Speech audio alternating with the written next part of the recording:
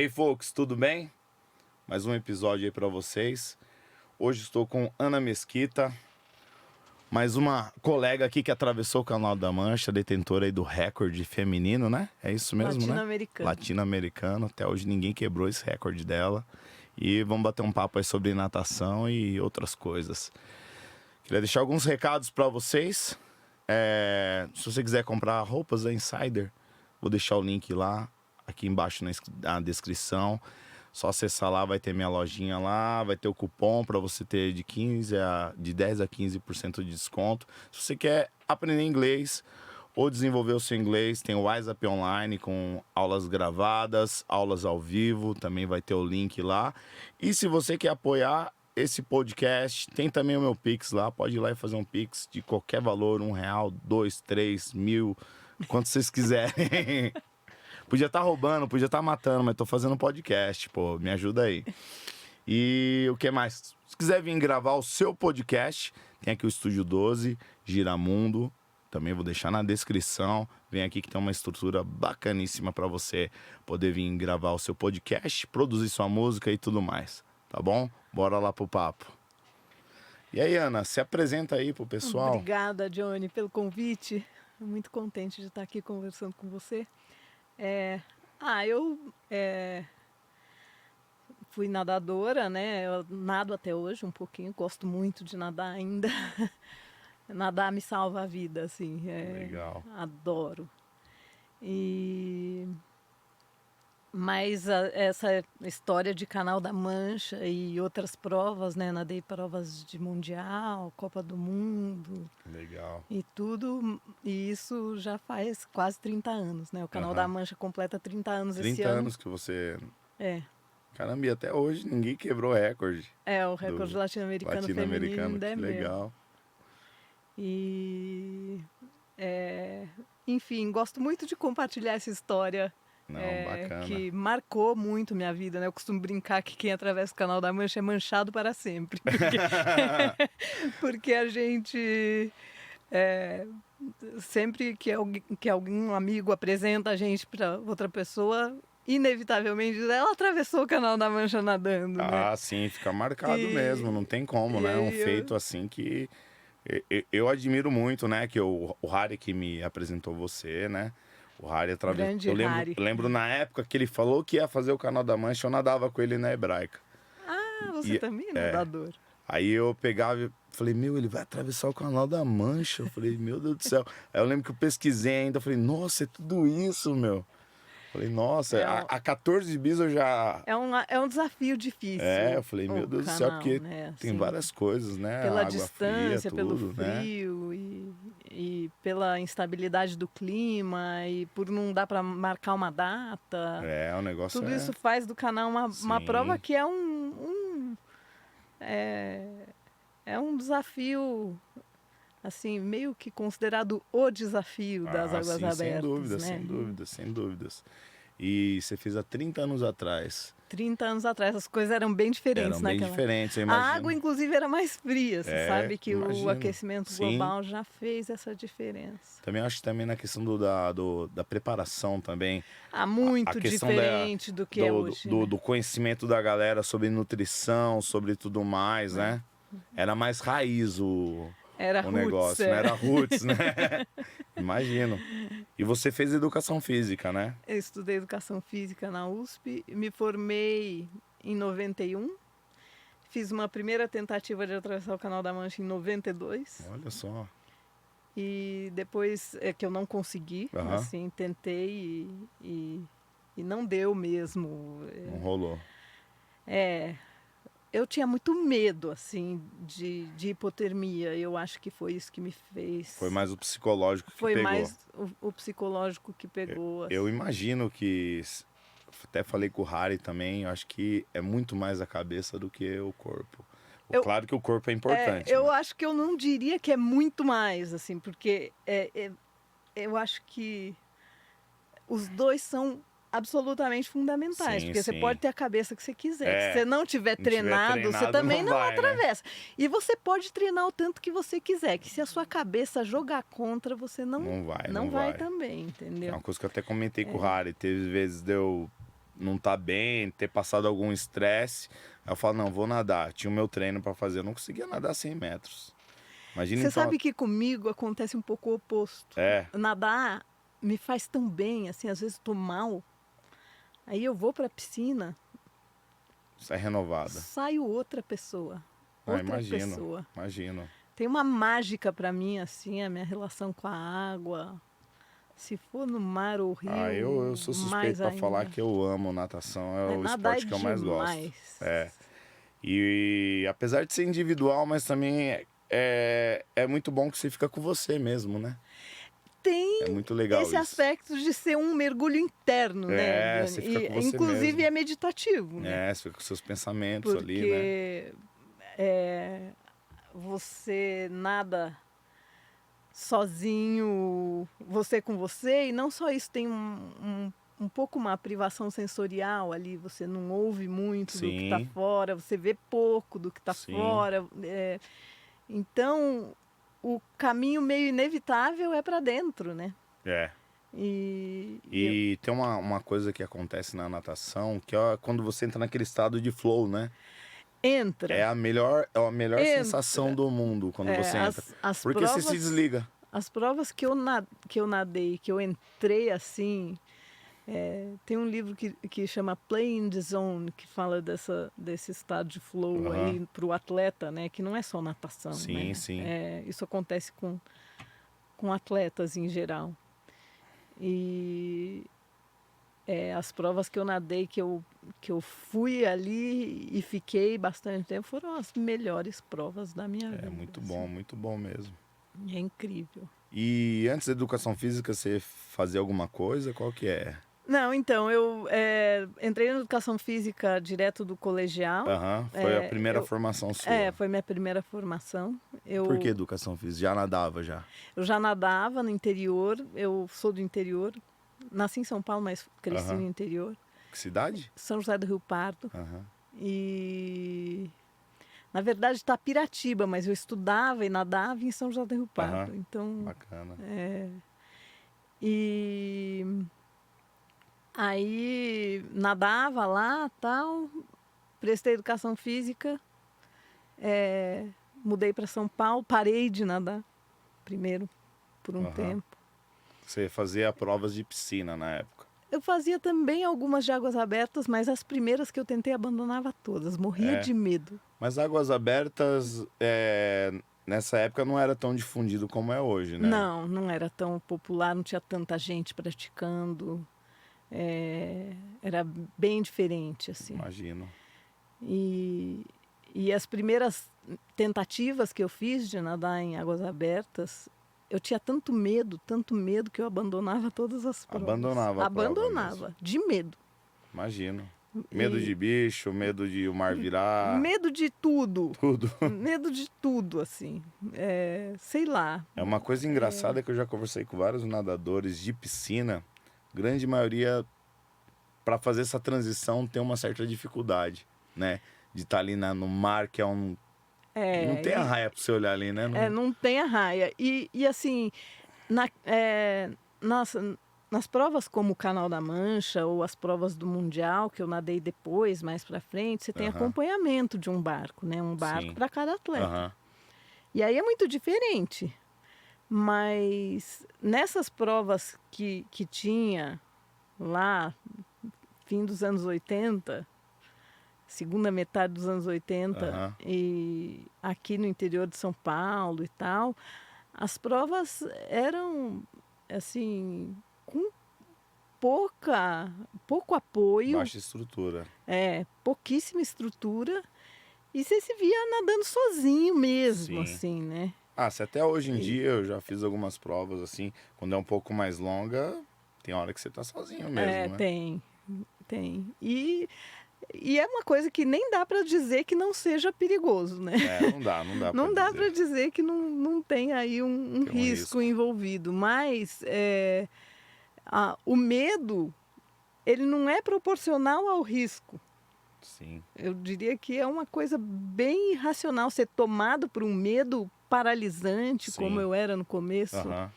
quando eu tentava e abandonava, e eu era assim uma nadadora que tinha muita resistência. Eu não abandonava as provas porque eu tinha ficado cansada.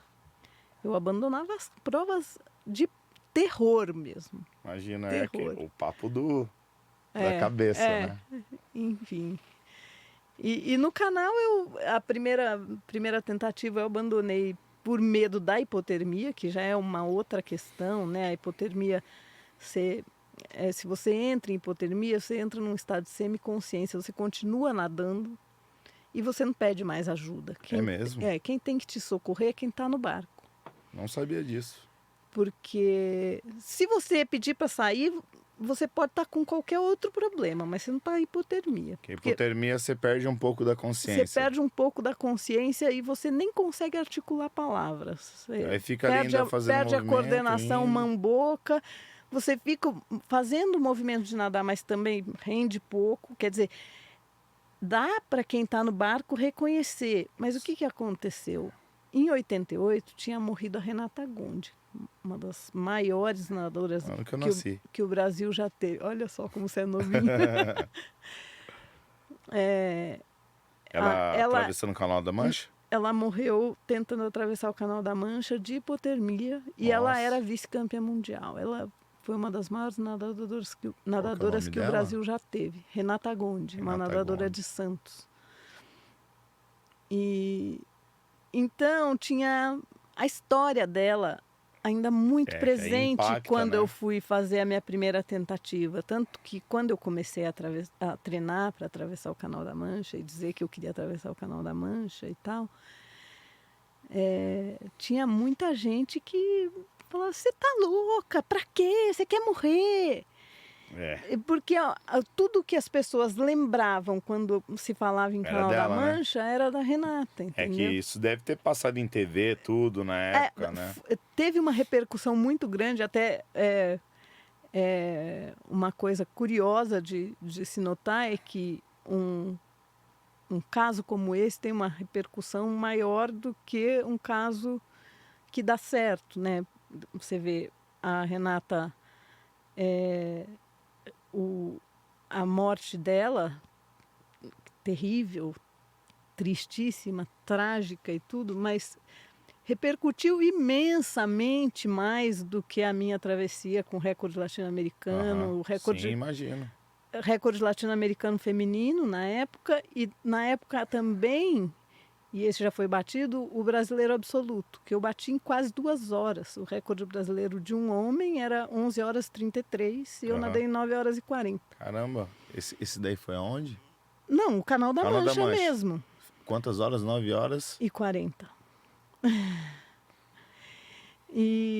Quase uma jornada de um trabalhador, né? É mais, né? É 8 horas, né? Ele tem uma hora de almoço, né? Na época, uma prima minha contou pro filho dela, que era criança, que eu tinha atravessado o Canal da Mancha, né? Ele viu na televisão e tal, né?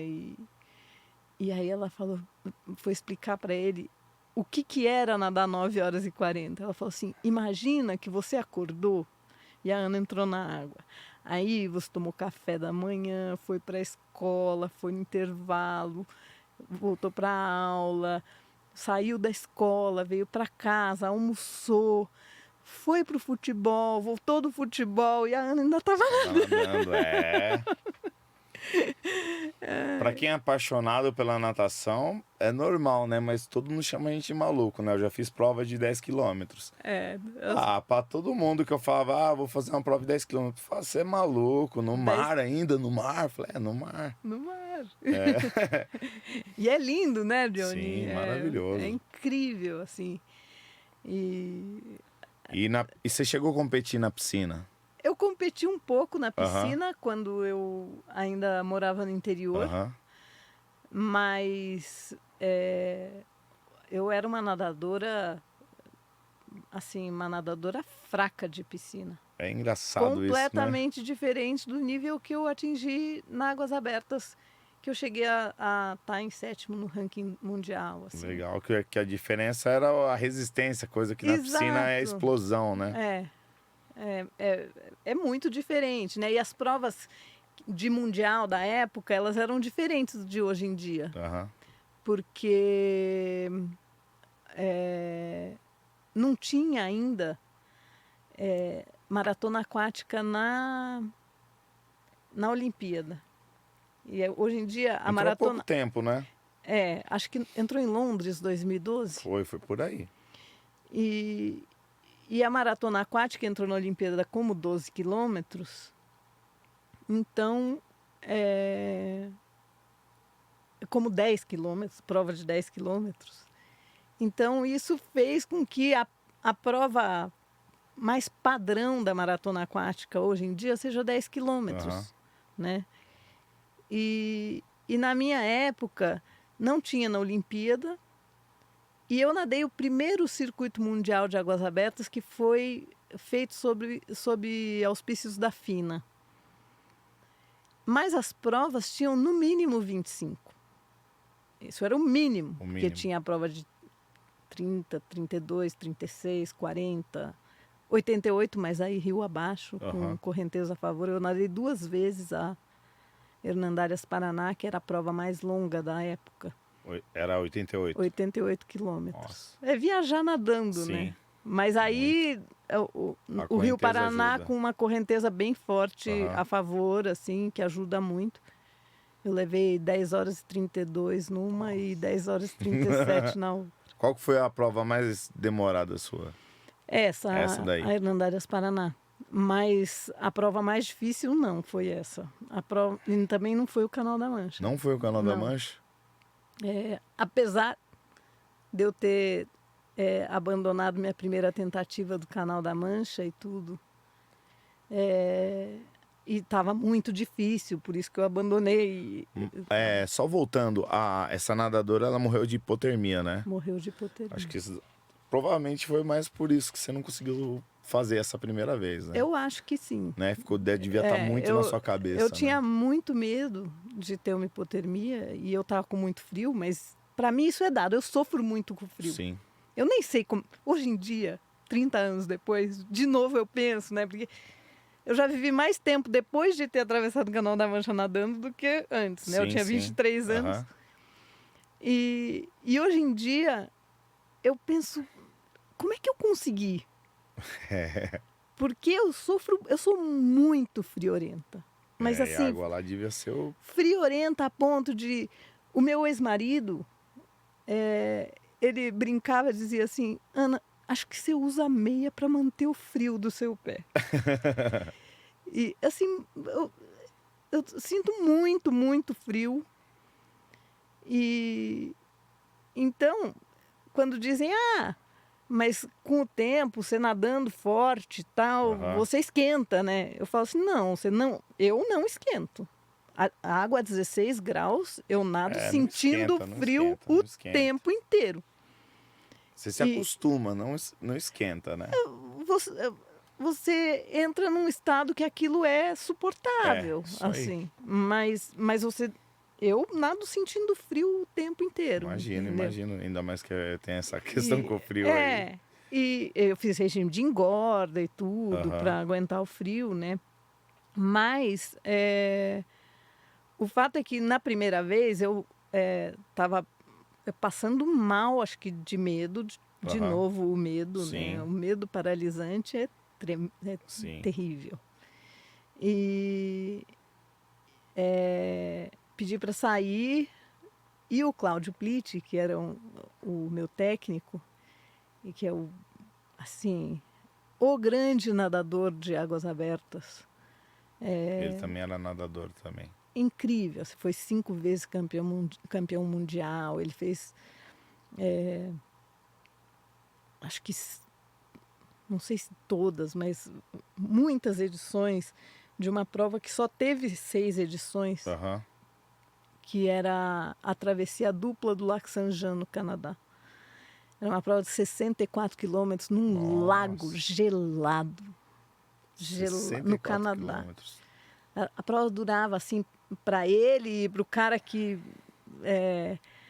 disputava com ele, mais de 18 horas de prova. Nossa. Num lago gélido. É, uma coisa boa de se observar é que, assim, no mar, querendo é mais fácil, né? Que no mar tem a você flutua flutuabilidade, mais, né? Represa, lago... É mais pesado. Mais pesado. É. E quanto mais fundo, mais pesado é. É, eu não sei porquê, mas... É. Igual piscina, né? Você vai nadar na piscina que é 1 metro de profundidade, você desliza gostoso, né? Aí você vai nadar no Olímpico, aí você já sente pouca diferença. Eu não sei qual é a explicação física Eu também não sei, mas tem essa diferença aí. A gente se sente assim. É. O fato é que o Cláudio tentava me convencer a continuar. O meu tio, irmão mais novo da minha mãe, que tinha viajado comigo, falou, não, ela quer sair, ela vai sair. Aí eu saí e não tinha passado 5 minutos, eu estava ótima. Imagino. O Cláudio virou para mim e falou assim, você não está cansada, né? E aquilo foi tão difícil para mim, que no ano seguinte, quando eu voltei para o Brasil, eu desisti de nadar, achei que eu não ia tentar de novo. Foi frustrante. Aí achei que aquilo ia ficar Ia ser o fantasma da sua vida. Ia ser o fantasma da minha vida para o resto da vida e que eu queria sim tentar de novo. Voltei a nadar. E aí, quando eu cheguei na Inglaterra para a segunda tentativa, eu combinei com o Cláudio. Eu falei assim, chamo ele de Tuti. E ele me chama assim também. Falei, ó, Tuti, você sabe, eu quero muito atravessar o Canal da Mancha. Você sabe o quanto. Tentei ano passado, depois de treinar muito, me preparar muito. Não consegui. Após você já tentou de novo. E agora estou aqui de novo. Agora, eu não acho que o Canal da Mancha vale minha vida. Não quero. Não é para eu morrer no Canal da Mancha. Sim. Só que eu não vou pedir para sair por pior que eu me sinta. Então eu quero que você cuide de mim. Se você vê que eu não estou bem para continuar, você me tira da água já sabendo que, por pior que eu me sinta, eu não vou pedir para sair. E ele falou, quédate tranquila, eu te cuido. Ah, ele não é brasileiro? Não, ele é argentino. Ah, legal. Quédate tranquila, eu te cuido. E eu fiquei realmente tranquila. E aí a minha segunda tentativa foi completamente diferente nesse aspecto, porque eu tava mais realmente tinha definido realmente na cabeça, né? não tive esse medo que eu tinha sofrido no ano anterior. De que vai acontecer se eu entrar em hipotermia e aí eu não peço socorro. Eu já tinha combinado com o Cláudio. Ele estava... Na primeira vez, ele também estava completamente de olho em mim. Você que não estava, como posso dizer, tão confiante nele. Acho que a gente se conhecia menos, né, na primeira tentativa. E eu não tinha me dado conta do quanto que pode existir uma enorme diferença entre o como você se sente e o como você realmente está. Que às vezes a gente está muito bem, quer dizer, muito bem. A gente está bem, nadando bem, tá forte, está podendo seguir e se sente mal, muito mal. E também pode acontecer o contrário, entendeu? Que você tá lá, tá nadando e nem acha que tá tão mal assim, mas você já não dá mais para você, entendeu? Agora, quem está no barco, se é uma pessoa que conhece... É confiança a palavra que eu queria falar. É confiança, é total confiança no Cláudio, assim. E isso foi fundamental para mim. E a prova difícil? E a prova difícil foi a Copa do Mundo, no mesmo lago onde o Cláudio nadava essa ida e volta. Teve uma Copa do Mundo em 92, foi a minha primeira prova internacional. Você já tinha feito o Canal da Mancha? Não. Não tinha. Não tinha nem tentado a primeira vez. Foi minha primeira prova internacional e a Copa do Mundo era nadada em 25 quilômetros. Era uma prova em circuito e o lago a 15 graus. E teve uma tempestade no dia da prova. Você não sabe o que foi aquilo. O que era aquele lago. Virou tempo. Você não imagina o que era aquele lago, assim, a primeira perna era mais curta, mas foi contra o vento. E sei lá, acho que não tinha nem 4 quilômetros a primeira perna. Eu achei que aquilo lá não ia chegar nunca. Quem estava no barco me acompanhando era a Amaro, que é mulher do Cláudio. Uhum. Ela ia acompanhar o Cláudio no dia seguinte, que era a prova masculina, era no dia seguinte. E se ofereceu para me acompanhar, eu não tinha ninguém para me acompanhar. É caiaque ou era um barco Não, mesmo? um barquinho a motor, né? Tinha uma pessoa pilotando e ela foi me dar alimentação, cuidar de mim, enfim, durante a prova. E... Caindo chuva. Chuva, frio, vento. E aquele lago, assim, na hora que a gente acordou já, assim, olhando... Tempo horrível. Olhando pro lago do quarto do hotel, a Cris Fanzeres, que é uma nadadora brasileira que também foi para a prova. Nós acordamos Falou, e o que eu tô fazendo aqui? Não, ela abriu a cortina e falou assim, gente, dá uma olhada naquele lago. Mas assim, cristas brancas, um mar de cristas brancas. Meu Deus do céu. Uma prova muito difícil. E frio pra caramba, né? 15 graus a água, né? E estava frio dentro e fora d'água. Porque o verão canadense é uma ficção, né? Não existe verão no Canadá. Então, um frio danado, assim. E para você ter uma ideia, nós entramos 13 nadadoras na água. Era a Copa do Mundo, né? Teve seletiva nos países e tudo. E só 6 conseguiram terminar, ou seja, menos da metade. E aquele papo também de estar um pouquinho mais gordo, né? E ali eu ainda não estava assim tanto. Não estava? Eu estava fazendo regime de engorda já e tal, com vistas à tentativa do canal que era para ser em setembro. Essa prova foi em julho. Mas, nossa, eu sofri muito com o frio nessa prova. Eu levei mais de 8 horas para nadar os 25 quilômetros. E cheguei bem o suficiente para sair da água, tal. Eles levam cada nadador. Eu fui a última das 6 que chegaram, eu fui a última a chegar. Mas cada um que chega, é super popular lá em Roberval, no Canadá, a natação de águas abertas. Então eles levam você para o pódio, não importa que lugar você chegou, para saudar o público. Mas também nadar 25 quilômetros. E aí, depois disso, eles me levaram para a enfermaria e eu fiquei, sei lá, meia hora tremendo, 20 minutos tremendo. Imagino. Eu não podia beber nada quente porque eu tinha sido sorteada para o antidoping. Então eu precisava de primeiro produzir uma urina que eu tremia tanto que eu achava que eu não ia nem conseguir, entendeu? Olha então essas provas de doping na natação. Na Copa do Mundo.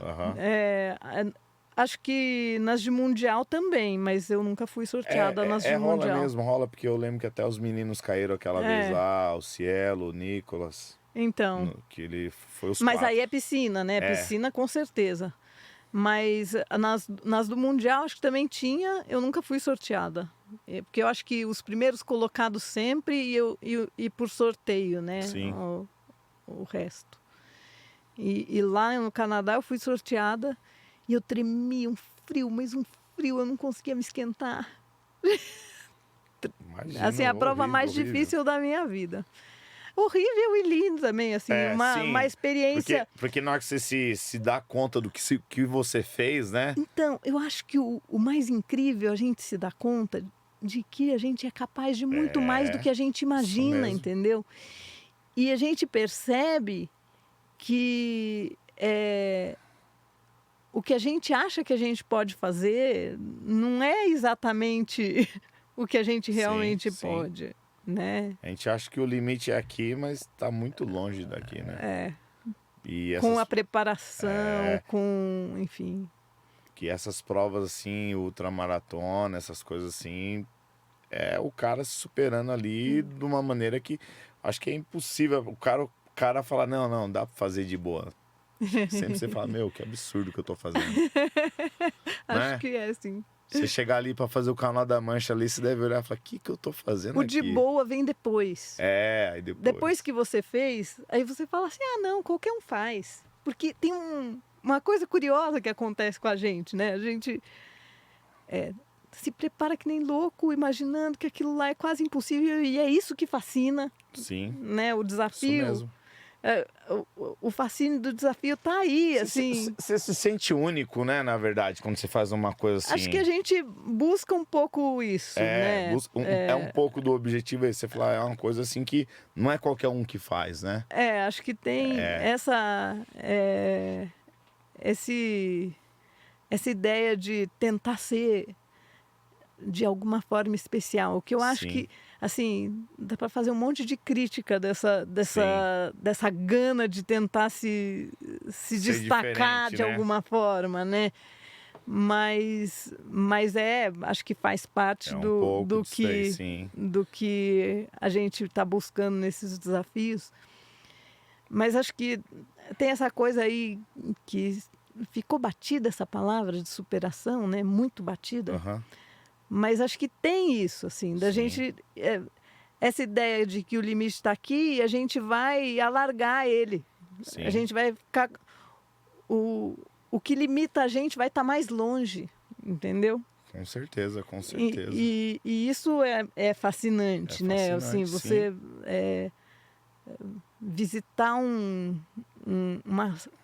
uma capacidade que é desconhecida para você. Sim.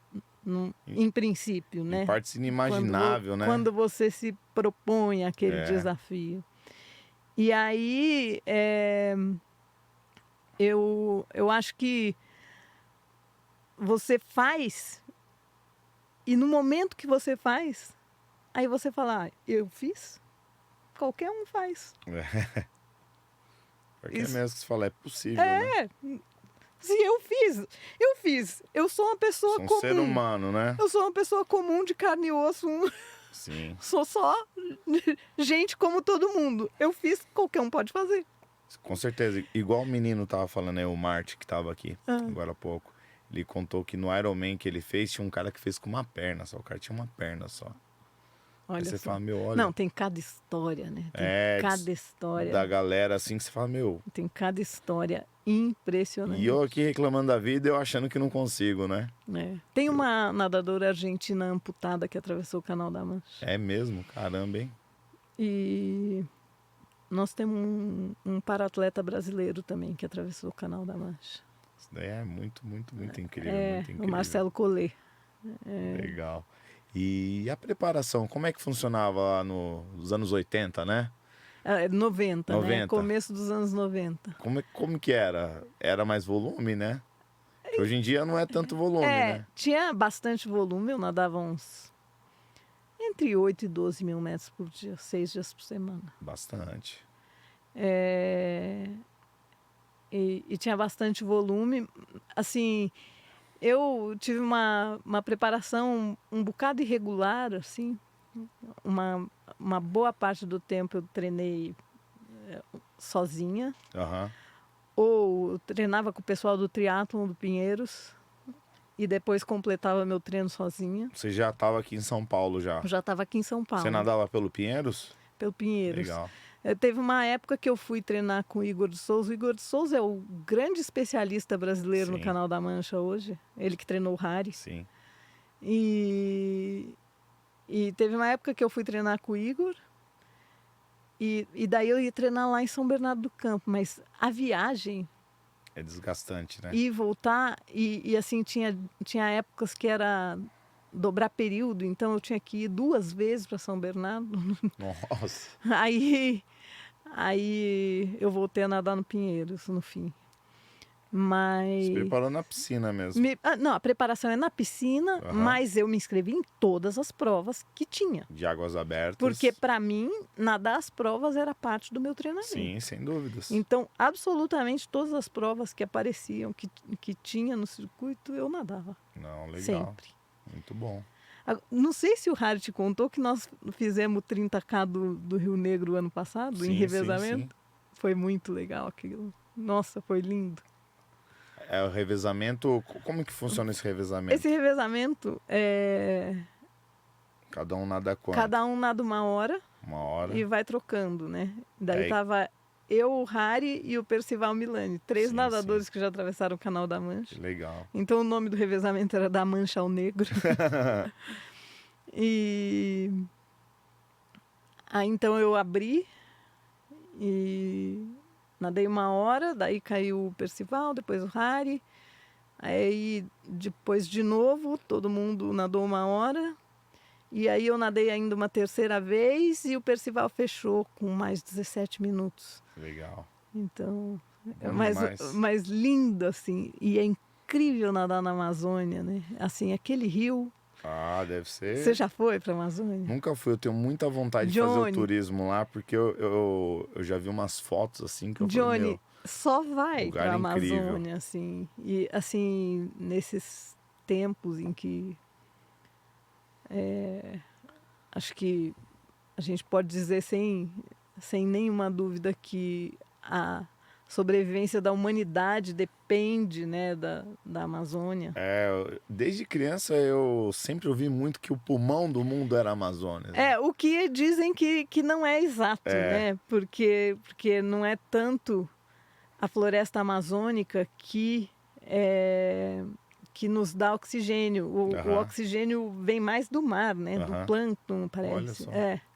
Mas só que o regime de chuvas totalmente dependente da Amazônia, hoje em dia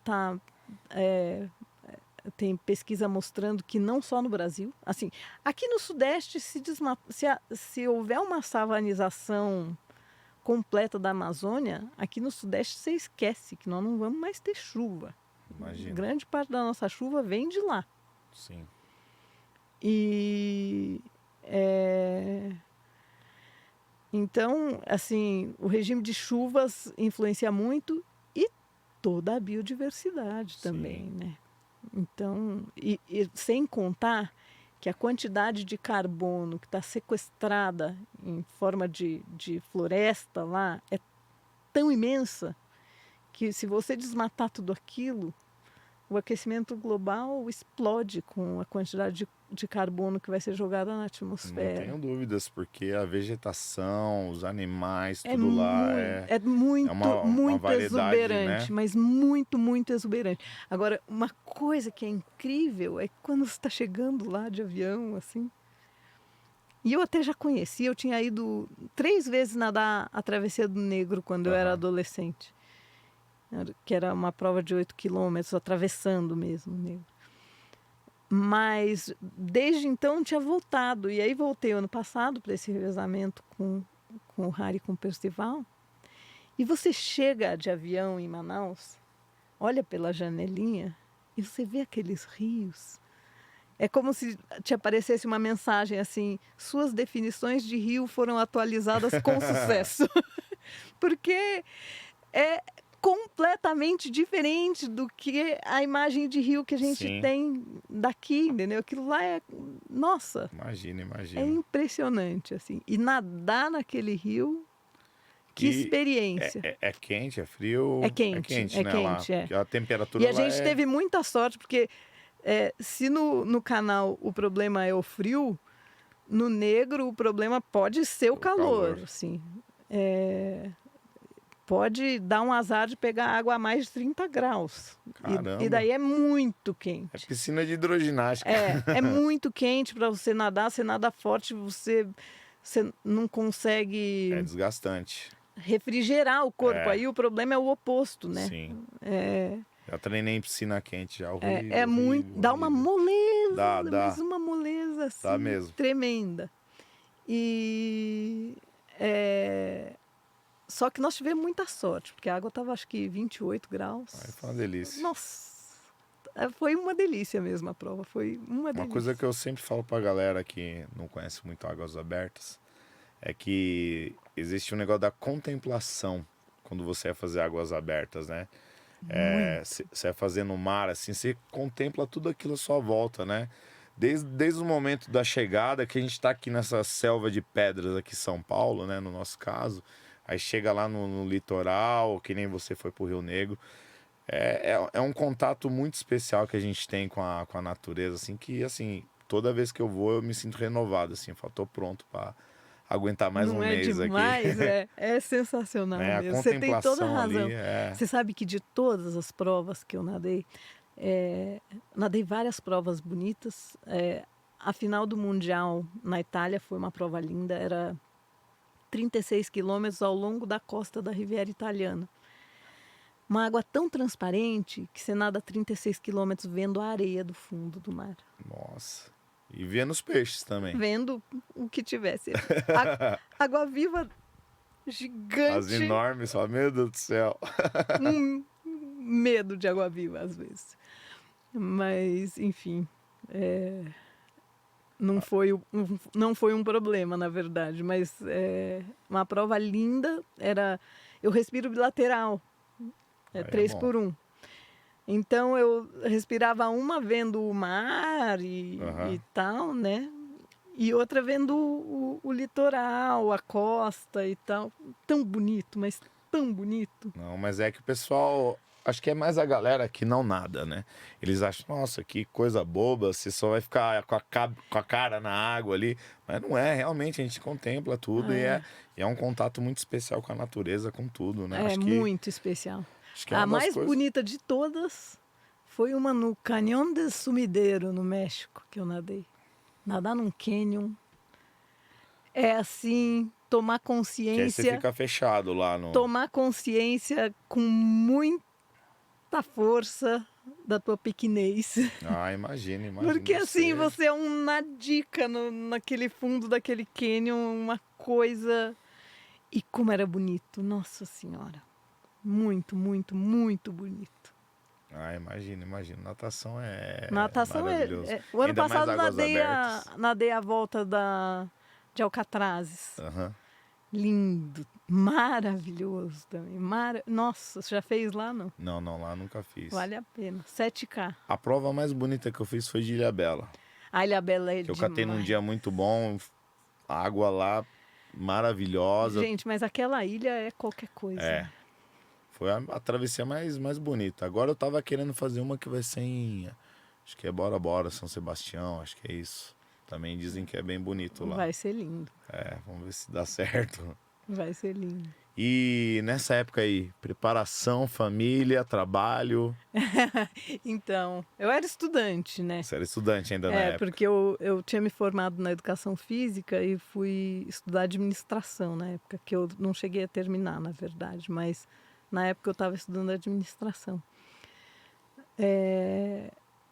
A família, enfim, não gostou muito da ideia, a maior parte da família. Imagino.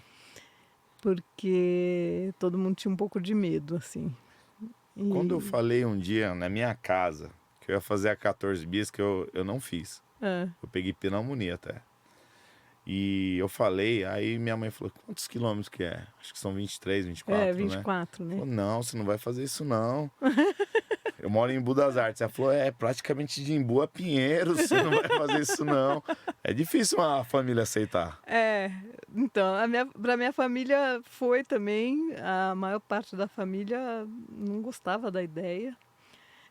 Teve uma coisa curiosa, porque tem esse desafio de atravessar e de volta o Canal da Mancha, né, que o Igor fez. É o único brasileiro que fez.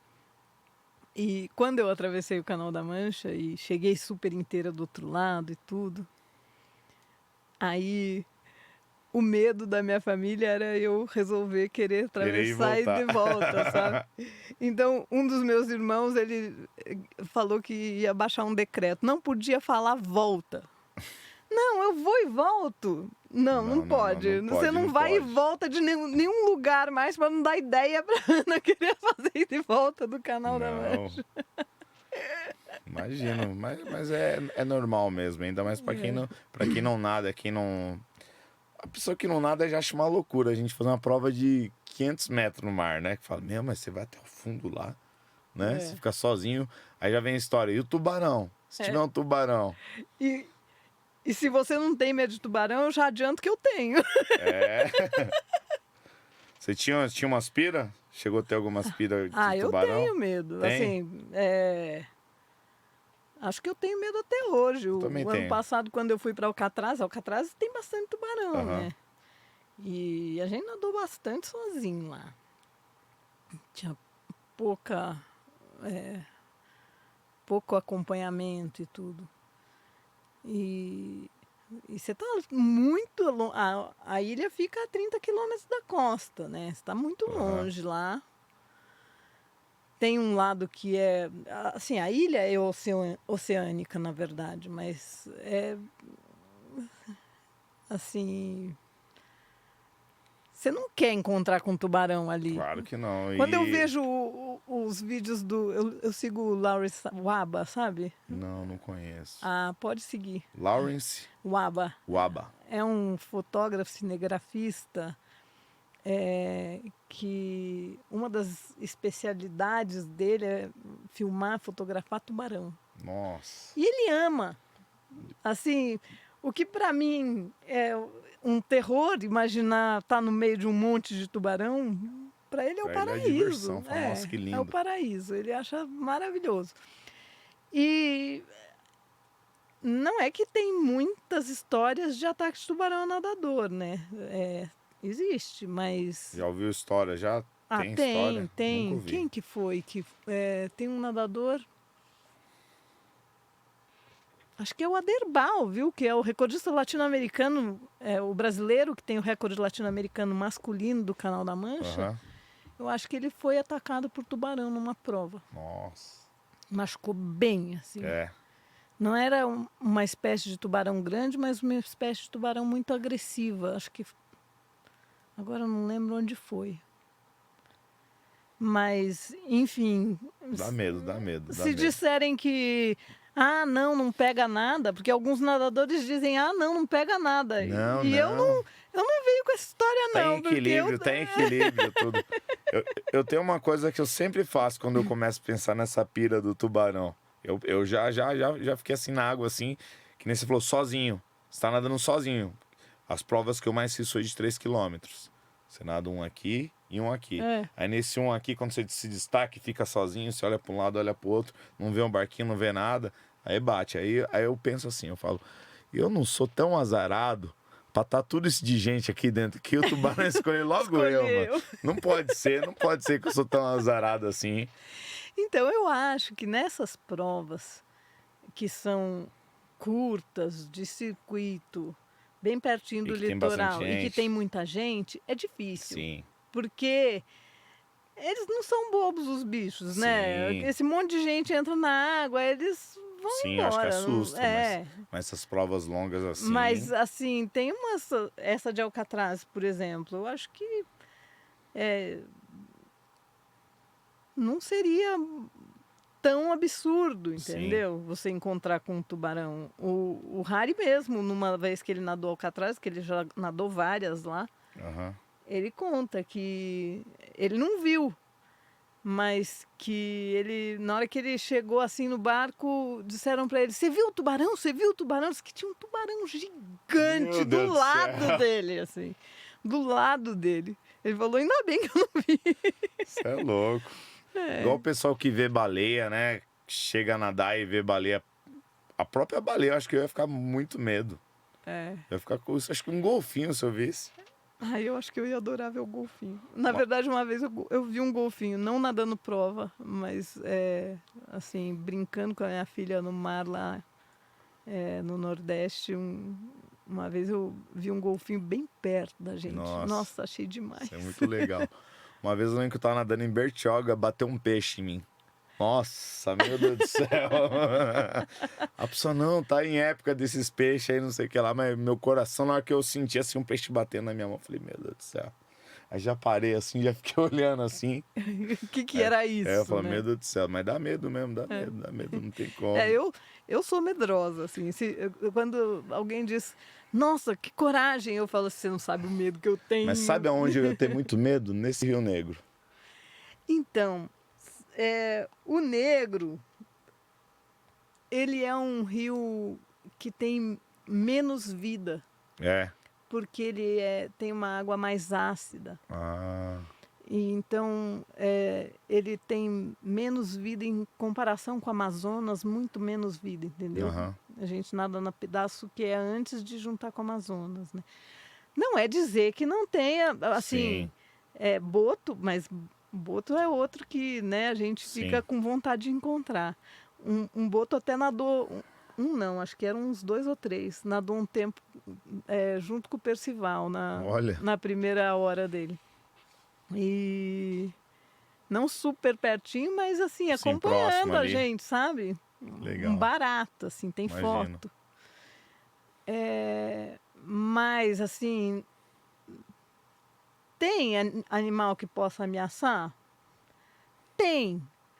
Mas o organizador da Prova do Negro, ele diz, olha, eu já acompanhei o meu filho fazendo essa prova em todas as distâncias, né? Assim, porque ele tem o desafio de... Acho que é um de... Não sei se é de 8, de 18 e de 30. Acho que é de 8, de 18 e de 30. De 8 aí dá pra eu fazer. Vale a pena, hein? Olha que é bonito. Imagina. Eu recomendo.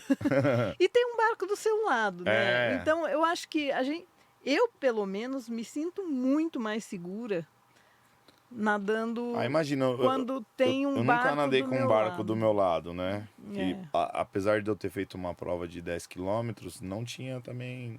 Não tinha acompanhamento. Tinha acompanhamento também, não. E não era em circuito?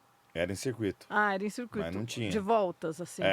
Então, mas aí a diferença você não vai tão longe, né? Isso mesmo, que você vai ali perto, ali, né? Já quando pra você atravessar alguma coisa, né? Aí já muda a situação. Então, aí, se for 10 quilômetros, se você estiver fazendo uma travessia, aí eu acho que é essencial ter o acompanhamento. Tem que ter. Essencial. Porque, imagina, você tá lá 7 quilômetros. Eu acho que é muito importante. Assim. Sim, porque se der qualquer coisa, você tem um barquinho ali que vai... E nem caiaque, eu acho que tem que ser um barco mesmo, né? Pra dar segurança de verdade. Não, caiaque serve. Caiaque... Se for uma prova com mais gente... que tem um caiaque acompanhando cada nadador, mas tem os barcos grandes que estão ali circulando entre o primeiro e o último, aí dá. O caiaque já tá bom, entendeu? Já consegue dar uma salvar. Porque ele te socorre e chama. Sim. Né? Então, eu acho que ok um acompanhamento de caiaque. Não precisa ser barco grande. E dessas preparações aí que você fez, qual que foi a mais difícil? Acho que a mais difícil foi pro Canal da Mancha mesmo. Foi? Aí você nadava quanto? Essa média 8 também, 10? 8, 10, às vezes 12. Fazia em 2 períodos ou tudo? Algumas fases do ano, 2 períodos. Quando eu nadava 12, geralmente era em 2 períodos. E tinha trabalho nisso daí, faculdade? Faculdade. Faculdade. Ainda tinha que estar inteira para fazer, estudar. Ainda tinha mais isso. Aí dá umas cochiladas na aula. Muito. Imagino. Fazer esse volume aí não é fácil, não. Na época que eu tava querendo fazer o A14 bis, eu nadava também uma média, fazia 6,8. E aí, final de semana, eu fazia 15, 12. Tudo em piscina, né? Você tava com um ótimo volume de treino, você ia fazer tranquilo. Mas eu ficava quebrado. Ficava quebrado. Mas se você não tivesse tido pneumonia, você ia fazer muito bem. Assim, você não ia ter problema, eu acho. Um dia eu faço ainda. Você tava fazendo um volume bom. Fazia. Na época eu gostava muito de nadar, tinha paciência. Quando foi? Foi no ano de 2010. Já faz um bom tempo. Faz muito tempo. Era novinho. Tava no auge. Você ainda é novinho, Johnny. Aí no Canal da Mancha, quem te preparou? Então, teve um pedaço que foi o Igor. Eu conversava sempre com o Cláudio. Eu tive uma ajuda do Nuno Cobra. O Nuno, olha. Eu admiro muito ele. Tem bastante da história dele. Um tanto que eu conto no meu livro. Legal, inclusive, obrigado pelo livro, né? Valeu mesmo. Eu espero que você goste. Onde acha esse livro seu? Tá nas livrarias. Tá nas livrarias? Tá nas livrarias. A Travessura do Canal da Mancha, Ana Mesquita. pela Grua Livros. Tá nas livrarias e no site da editora também tem, Grua Livros. Grua Livros. Aí eu vou deixar o link lá da Grua Livros, então, legal, na descrição. E vou ler. Assim que eu terminar o do Harry, vou ler esse daqui. É um livro que eu gostei muito de ter escrito, eu gosto de escrever. E você fala da sua preparação aqui? Falo um pouco da minha preparação, mas não é um livro técnico. Sim, tá? sim. Ele não é um livro assim, deixa eu ver como é que faz para atravessar o Canal da Mancha. Não é isso. Sim. É um livro sobre a minha jornada. Aí tem essa parte que o Nuno cobra, que você... eu conto, tá, um pouco. E conto também um pouco da história do Cláudio Plitt, que é muito legal. Legal. E vou contando os meus devaneios, né? Porque eu nado em devaneio. Até hoje eu nado em devaneio. Então... Legal que você tá ativa até hoje, né? Isso que é o mais legal. Teve uma fase que eu não estava tão ativa, né? Porque essa história de ser mãe e Muda, atleta, né? É difícil. Eu não dei conta. Não dá para conciliar, né? Não dei Ainda mais conta. quando é assim, pequeno. E trabalhando e no fim eu me separei quando a minha filha tinha 4 anos, então eu acabei sozinha para criar, né? Sim. A logística fica complicada. Fica muito difícil. Porque se você assim, quer ser pai e mãe de verdade... Mas agora minha filha tem 26 anos, eu posso nadar à vontade. E ela nada? Não. Ela deixou de nadar quando lá no Pinheiros quiseram botar ela no competitivo. Ela falou, mãe, não quero. Não é isso, não. Eu falei assim, então tá bom, filha. Porque, assim, eu tinha uma preocupação muito grande que ela não se sentisse, assim, pressionada a fazer a mesma coisa que eu fiz, entendeu? Sim. E queria que ela se sentisse livre que ela fazer fosse ela mesma, né? O caminho e a história dela. Eu também tenho essa pira né? com a minha filha também. Eu não pressiono ela nada, eu sou músico, né? E tipo, eu não pressiono ela a ser musicista, porque eu sei que é o que todo mundo, o pessoal fala, mas sua filha toca, sua filha não. Minha filha, ela vai ser o que ela quiser. Vai fazer o caminho dela. Quantos anos ela tem? Tem 15 anos já. 15 anos. E ela é artista, ela desenha. Olha que legal. Que era uma coisa que eu fazia também quando era novo. Mas na música até hoje ela não se interessou e eu também não forcei. Acho que tem que ser assim, né? Porque realmente... Para poder fazer o caminho, né? Que até a gente tava brincando ali, que eu falei que eu quase fui jogador de futebol profissional. Mas só que eu não fui porque eu jogo muito, muito mal. Mas é o negócio da pressão, porque meu pai jogava muito, tive tio que jogou no profissional... Então, assim... Tinha aquela expectativa. E é muito ruim. Em cima de É muito você. ruim. Eu senti essa pressão em cima de mim e era péssimo. Eu não jogava tão mal assim, mas assim, a nível de ser um atleta mesmo, não tinha condições, mas assim, rolava pressão. Eu acho que a gente... É importante a gente ainda mais quando, procurar tipo, deixar... Você era alta performance, né? Então... eu fui uma nadadora de alta performance. Não é o circuito amador, né? Que nem eu nado. É alta performance. Lutou por títulos aí, né? Sim. Assim, eu fui campeã paulista, daí eu comecei a nadar as provas internacionais. Nadei algumas provas do circuito no campeonato 93, 94. Cheguei na final. Fui classificada para a final. Nadei a final do Mundial 93, 94. Cheguei a estar em 7º lugar no ranking mundial. Olha. Muito legal. Pena que na época não estava ainda nas Olimpíadas, né? Não tinha. Com certeza você iria se dar muito bem, ia ser legal. Eu não tenho certeza que eu conseguiria estar na Olimpíada, não. Mas eu teria amado participar de uns Jogos Olímpicos. Nossa, teria gostado demais. Que essa daí que você falou, a Copa do Mundo, né? A Copa do Mundo no Canadá. Já deve ter sido um negócio, né? Que você falou tudo. Mas tem essa diferença, né? Porque eu me dava bem, principalmente nessas provas muito longas. Quanto mais longas, melhor eu ia, entendeu? E nas Olimpíadas é 10 quilômetros. É mais curta, então né? eu acho muita que explosão, né? eu dificilmente me daria bem o suficiente para participar de uma Olimpíada em 10 quilômetros. Sim, muda, né? Muda bastante. É bem diferente. Porque eu não sou uma nadadora rápida, nunca fui forte. E se você olha para mim, né, você vê, eu nem pareço muito atleta, né? Mas nada rápido, que você falou o seu tempo ali pra gente ali. Então, meu amigo triatleta falou, caramba! Eu nadava num bom ritmo para essa distância, para aquela época, né? É que você falou que mantinha certamente 1,30 mais ou menos. o meu ritmo era por volta de 1,30 Cada 100 mil você metros. fazia o quê? 15 Uns minutos. 15. É um ritmo... E isso, né, era o meu ritmo nadando uma prova de 30, Sim. 40 quilômetros. E é um ritmo muito bom, muito ritmo... bom. Mas é isso. Não é uma Ana Marcela que nada a 5 por hora, 1,15. Sim. Mas também eu acho que é muito daquele papo que a gente falou anteriormente. A preparação é outra hoje em dia, né? Acho que tem muitas diferenças, né? E eu acho na que... sua época, você fazia academia? Eu acho tinha que isso? a minha preparação não foi tão profissional. Que você falou que fez sozinha, né? Assim, eu ia para as provas de mundial, eu não tinha patrocínio. Eu ia para as provas, tudo por minha conta. Não podia levar um técnico, não podia levar alguém comigo. Eu chegava na prova e ia procurar no lugar, pedia para a organização, eu preciso de alguém para me acompanhar no barco. Sim. Combinava de véspera com a pessoa que eu tinha acabado de conhecer, como é que ela ia me dar alimentação e fazer todas as coisas. Isso tudo é impensável para uma alta performance de fato, né? Sim. Impensável. Sim.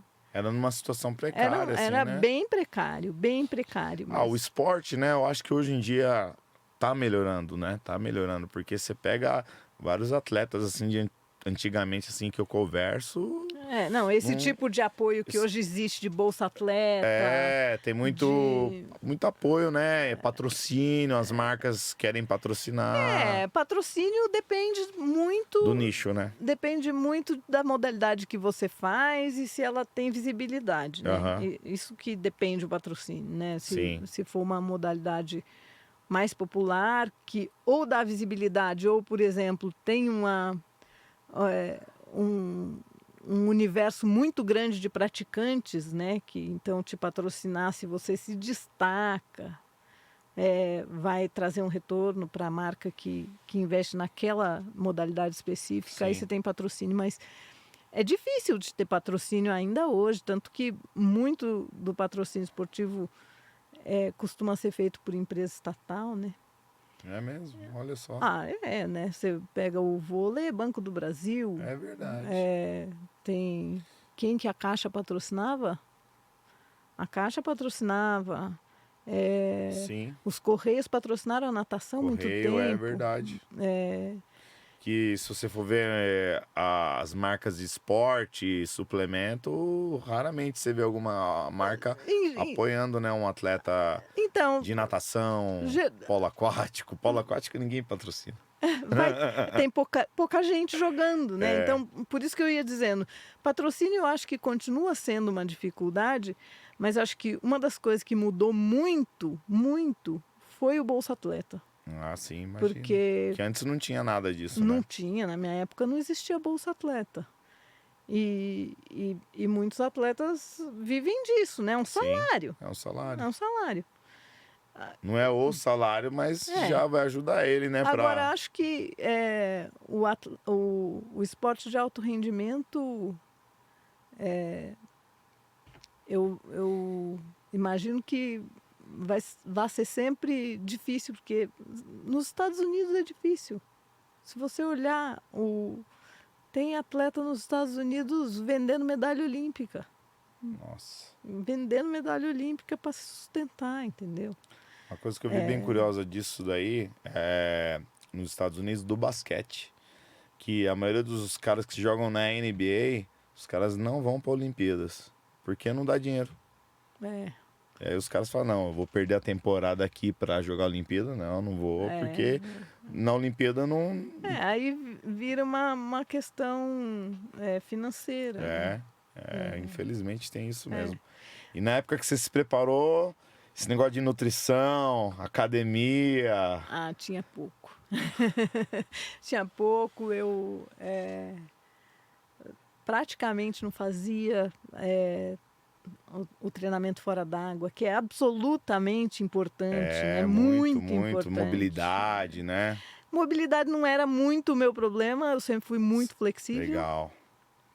Mas mais de força, né? Força era completamente o meu problema, porque eu sempre fui uma nadadora fraca e eu compensava girando muito. Se você olhar aqui no meu livro o relatório, tem o ritmo de braçadas. 80 braçadas por minuto eu nadava.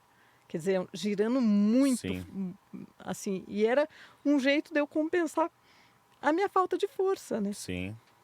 Que é o que eu falei, que te difere da Ana Marcela. Talvez se hoje você estivesse treinando, ela faz academia, tem nutricionista. Gente, aquilo lá é outro nível, é outro patamar, é tão diferente. Nossa, muito... ela igual outra que eu admiro muito, a Poliana também, acho. Também, incríveis as duas, nossa. Ana Marcela eu não tive o prazer de conhecer ela pessoalmente, a Poliana eu tive. A Poliana é pequenininha, né? Ela não é assim enorme, né? Você olha, você não imagina, campeã mundial. Quem olha você, olha a Poliana assim, você fala, meu, nada. Nada. Aí vai lá, cata uns caras grandes, faz a gente passar vergonha. Periga. Com certeza. Eu me diverti às vezes na piscina do Pinheiros com isso. Eu chegava para nadar na raia de sócio, assim, porque grande parte, como eu disse, eu treinava sozinha, né, por minha conta. Então eu chegava para nadar na raia de sócio, entrava na raia, começava a nadar. Aí de repente eu começava a ver um cara assim, um fortãozinho, que tentava me acompanhar, ficava. Mas não ia. Aí ele parava na borda e saía de novo junto comigo e tentava me acompanhar. Eu via que estava muito mordido, eu me divertia. Não, imagino. Eu tenho uma história muito engraçada com o Xuxa. O Xuxa treinava na Hebraica. Um dia eu tava treinando, dando uns tiros na piscina de 50 lá. Dando uns tiros, já tava um certo tempo. Aí beleza, eu tava no meio do tiro, assim, ó, no meio da piscina, não no meio, saída assim. De repente um cara mergulha. Aí o cara mergulha e sai assim, ó, batendo perna, com a pranchinha. E me passou. Eu falei, não pode ser. Olha, eu vou te contar que antes de ontem eu tava nadando lá no Pinheiros na raia do meu lado tava o Cláudio Kessner, que foi nadador olímpico de borboleta em Moscou, em 80. E é mais velho que eu, portanto, né? Tem 60, sei lá. Mas ele desliza tanto, Você fala, não, isso não é possível, né? Você fala, tanto, sabe? Cada abraçada dele rende tanto. Eu falei pra ele, eu queria que cada abraçada minha rendesse só metadinha da sua. Mas é incrível, né? Natação é incrível. E natação, apesar de ter um pouco, contar, claro, o biotipo da pessoa, principalmente em piscina, mas nas águas abertas eu acho que não conta nada. Então, nas águas abertas, uma certa gordura corporal para as provas muito longas favorece. Porque você flutua mais e aí o teu esforço diminui por causa da melhor flutuabilidade. E você não sendo muito forte também eu acredito que deixa melhor sua flexibilidade. Eu tô falando das provas muito longas, né? Porque do jeito que, por exemplo, a Ana Marcela nada os 10 quilômetros hoje num ritmo que é, assim, acho que dá para você considerar um ritmo de explosão, só que ela nada 2 horas no ritmo de explosão. Ela nada muito rápido, né? Sim. Ela é super forte e tudo. E acho que nos 10 quilômetros você não vê nenhuma nadadora assim com uma taxa mais alta de gordura corporal hoje em dia. Não tem. É todo mundo forte, magro, seco. Mas para uma prova como o Canal da Mancha ainda por cima, que a água é fria, aí o Harry falou para mim certeza. Que quando ele foi atravessar, acho que tinha 3 caras também, acho que 2 ou 3 caras querendo atravessar com ele. Aí o Igor falou assim, ó, só você vai atravessar hoje. Ó os caras aí, tudo magrinho, não vai conseguir. E foi mesmo. Ele foi o único que atravessou. É isso, faz muita falta numa prova de água fria um pouco mais de gordura na época corporal. você engordou pra Engordei, poder... fiz regime de engorda mesmo. E era muito difícil de ganhar gordura, porque você treinando 10... Você tá treinando, né? Você tá treinando 10 mil metros por dia, você come. E não vai, né? Você sobe na balança e não engordou nada. Meu Deus do céu.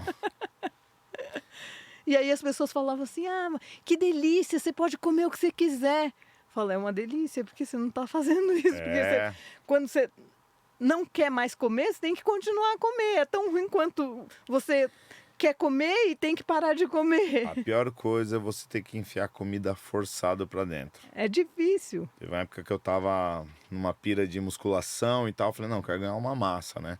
Aí comecei a fazer uma dieta para poder ficar com o déficit. Né? O superávit, né? Superávit calórico para ganhar massa. Aí, meu Deus do céu. Eu lembro que tinha vezes que eu tava comendo assim, que eu falava, não dá, mas não dá. E tá na metade não, assim, do que o Nutri falou pra mim. A sensação de estômago empanturrado é horrível, aqui na garganta, né? É horrível. Não é bom, não é bom. Não é gostoso. Assim, eu adoro comer, mas essa história de ter que comer quando você já tá satisfeito e não quer mais comer, não é gostoso, não. Não é. É uma parte difícil da preparação pro Canal da Mancha. Muito, imagino. E passou algum perrengue lá quando você foi atravessar? Na segunda vez, a única coisa...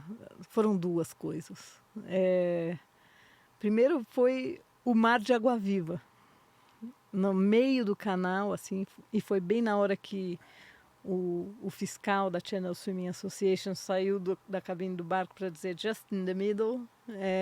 Eu estava nadando num mar de água viva. Sabe, procurando Nemo? Aquela hora, você assistiu? Sim. Aquela hora que o Marlin e a Dory estão perguntando o caminho para as tartarugas, e as tartarugas falam, não vão por ali, e toma esse. E aí eles vão e se veem num mar de água viva. Sim. É aquilo. Uma coisa. Você chegou a se queimar? Então, eu só me queimei bem pouco no punho e no peito do pé, que eram as áreas que eu não tinha graxa. Nossa, porque o resto do corpo eu estava toda engraxada, né? Aquela mistura de vaselina com lanolina que supostamente protege do frio. Eu não acho que protege, mas enfim, dizem que protege. Caramba, não sabia que também servia para isso, não. Então, é que você fica com uma camada de graxa, o veneno não entra em contato com a tua pele. Incrível. Porque a graxa eu sempre usar para não ter assadura, né? Assim, essencial, né? Na axila e pescoço. Provas longas tem que passar. Tem que passar. Mas essa mistura de vaselina com lanolina é bem mais densa que só a vaselina. E você encomenda lá em Folkestone. Você pede, eu quero 2 pounds de Channel Grease. Channel Grease. Você encomenda lá. Não sei se ainda é assim, na verdade, né? Agora, quando eu conto a história, eu falo assim, não sei se é assim, porque 30 anos atrás era assim, né? E só o pessoal que ia fazer o canal mesmo que... era específico para isso, você encomendava mesmo. Eles te faziam sob encomenda. E aí você passa essa graxa e ela protege da água viva. Agora, eu passei um medo danado de engolir uma. Eu fiquei nadando no marinheiro com a cara fora d'água. Era tanto assim mesmo? Não, muita água viva. As grandes? Não, eram mais pequenas, assim, de vários tamanhos, mas não eram águas vivas grandes. Mas a sensação era de nadar numa gelatina, assim, uma coisa compacta de água viva, muita água viva. Deve ter sido horrível. Não, esse foi o momento, acho que mais difícil da minha segunda tentativa, porque tinha, nessa época, era assim, você escrevia lá para a Channel Swimming Association, dizendo que você queria atravessar o Canal da Mancha e tal, eles te mandavam um livrinho sobre o Canal da Mancha, com as regras e tal, e um dos pedaços falava das dificuldades, e uma das coisas que falava era de água-viva. E eles diziam que a espécie de água-viva que tinha lá não era uma espécie que costumava causar grande dano, mas que engolir uma água-viva Desculpa. Engolir uma água-viva era muito perigoso. Então eu fiquei com medo. Eu lembrei disso. Lembrei disso e fiquei com medo de engolir uma água-viva e comecei a nadar com a cara fora d'água. Mas cansa muito, né? Sim, é horrível. Você nadar com a cara fora d'água cansa muito. E também porque eu não queria queimar meu rosto, porque no rosto também não tinha graxa, né? Mas... Aí você fez um nado polo um pouco. Eu fiz um pouco de marinheiro ali, nado polo. E depois a outra parte difícil para mim foi, se olhar aqui na minha trajetória, você vê que eu quase perdi Cap Griné, né? Esse cabo aí, se você perde e a corrente está no sentido do Atlântico, aí você tem que nadar muito mais quilômetros, porque a costa faz isso, né? Então você está nadando, se a corrente te joga para cá, você está ficando mais longe da costa. Você está nadando e ficando mais longe da costa. Depende do horário essa corrente, né? A corrente é de acordo com o horário, né? E as inversões de corrente e tal. E a ideia, a tentativa é chegar no cabo porque é a parte mais curta. Mas tem esse risco de você perder se a maré estiver vazando para o Atlântico. Qual horário que você fez a largada? Eu larguei às 5h30 da manhã. E chegou? Às 3h10 da tarde. Na verdade, 5h32 e 15 Tava escuro e 12. ainda, né? Estava escuro. Mas aí o que acontece? Eu estava para perder o cabo. E as correntes no dia que eu atravessei estavam muito fortes. Tanto que quando eu cheguei no meio do canal, e eu cheguei no meio do canal com exatamente metade do tempo que eu nadei de fato, mas na hora que eu cheguei no meio do canal abaixo de 5 horas, o Cláudio se animou muito no barco e falou, ela vai baixar de 10 horas, ela vai baixar de 10 horas, porque 10 horas é sabe? É um tempo muito bom. É um marco, assim, baixar de 10 horas. Então ele ficou animado, ela vai baixar de 10 horas, ela vai baixar de 10 horas. E o piloto do barco, muito experiente, que já tinha acompanhado muitos nadadores e também tinha muita experiência com as correntes, ele falou, não vai baixar de 10 horas, as correntes estão muito fortes. E no fim das contas o Cláudio teve razão, mas teve um pedaço ali, já mais para o fim da prova, um momento, que na hora que eu parei para alimentação, o Cláudio virou para mim e falou assim, na hora que eu te disser, você vai ter que picar. Eu falei, eu estou perdendo o cabo. Assim, ele não disse, mas eu sabia, né? Eu falei, vou perder o Cap Griné, né? E aí, nessa hora, eu falei, gente, quantas horas mais será que eu vou ter que nadar e tal? E essa outra coisa que eu tinha combinado com o Cláudio era que eu não ia olhar para a França. Porque dá aquela sensação de não estar saindo do lugar. Quando você começa a ver terra, demora muito para mudar o cenário. E dá uma sensação de que você não está avançando. Então eu falei, não, vou olhar só para o barco. O barco, acompanhar o barco. Vou acompanhar o barco e tal. E aí ele falou, quando eu disser você vai ter que picar, e eu já comecei a tentar nadar mais forte, mas eu estava cansada já, né? Eu já tinha nadado sei lá quantas horas. E fui tentando fazer força tal, nadando mais firme e tal. E esperando ele, né? A alimentação seguinte, ele não disse nada, a alimentação seguinte, ele não disse nada. Aí chegou uma alimentação que acho que nem demorou tanto, eu não lembro exatamente, né? Mas ele, um pouco antes dele me dar a alimentação, ele tinha subido a lozinha, que tem uma comunicação por lousa também, né? Quando você tem um barco do lado. E ele tinha subido a lozinha com uma bandeira do Brasil desenhada, escrito recorde brasileiro.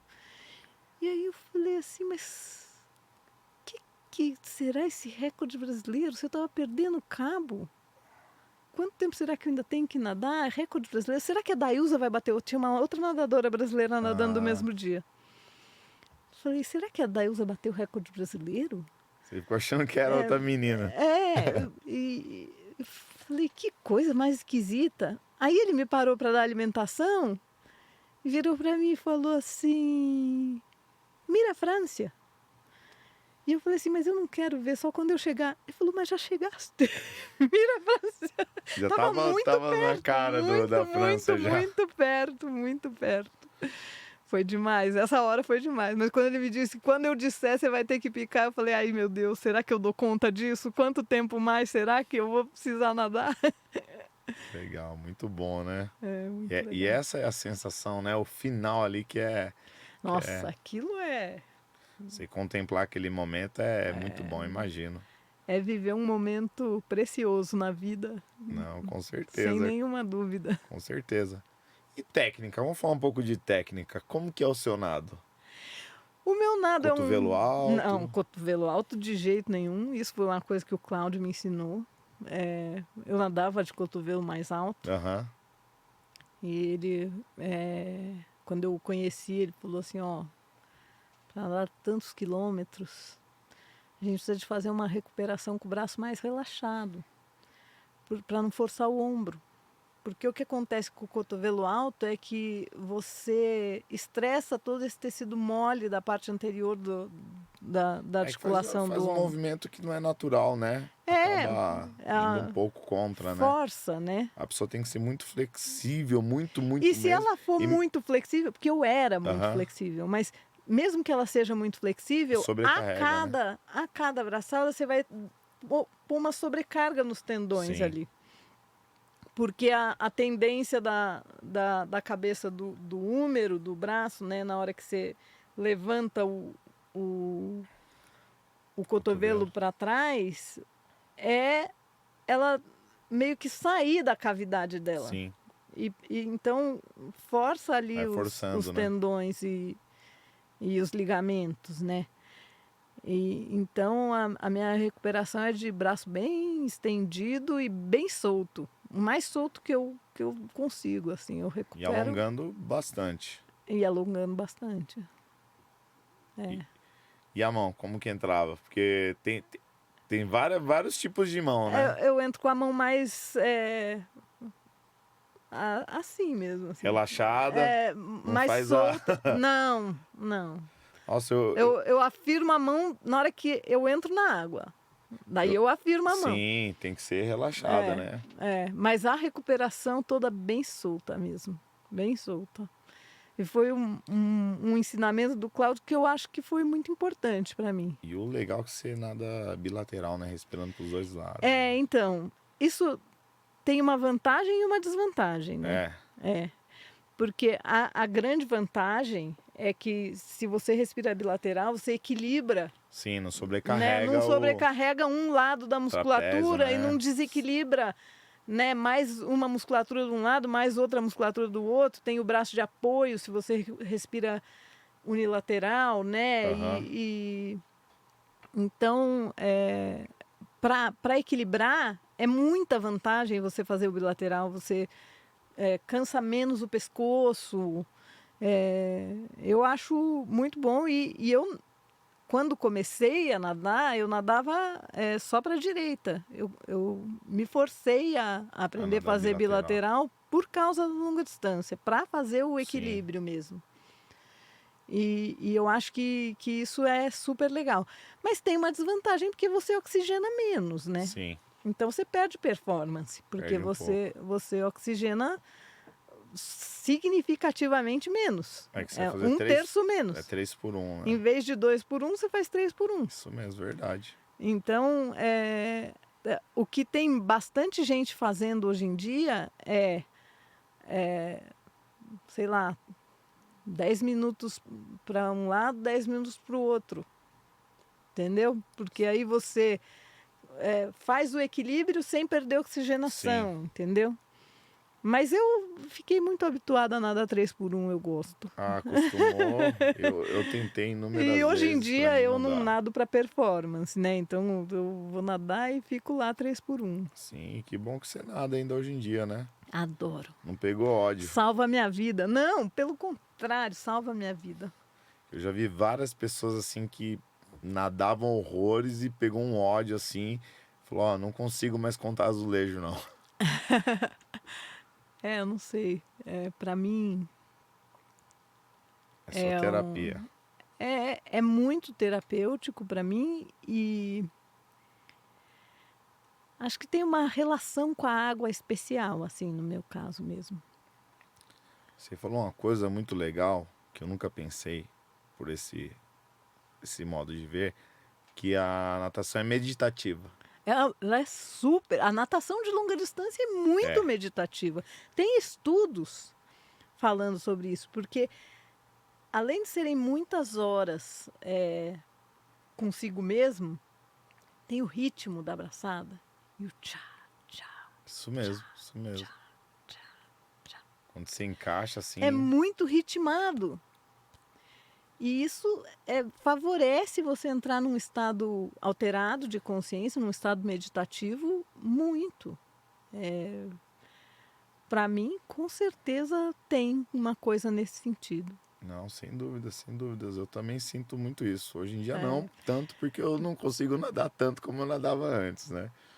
Mas quando eu nadava assim, Só longas voltar, distâncias, porque preciso eu voltar. passei um tempão, décadas, sem nadar, e aí tive que operar meu ombro, e aí eu não conseguia nadar porque o outro ombro estava doendo, e mesmo depois que minha filha tinha crescido. E dá-lhe fisioterapia. Então, fiz um pouco de fisioterapia, mas sabe o que me ajudou a conseguir voltar a nadar? Ah, Foi quando eu falei, vou com muito mais calma. Porque o que acontecia? Eu começava a nadar com a e logo mentalidade. queria aumentar o volume, entendeu? E aí eu me machucava. Quando, acho que foi lá por, sei lá, 2016, 2017 que eu consegui começar a nadar e consegui ir ganhando uma regularidade, e aí desde então acho que eu não parei mais, assim, parar. Teve um período da pandemia que eu não tinha onde nadar. Até comprei um negócio desses de amarrar a gente para nadar numa piscina que era tão pequenininha que não dava para nadar. Mas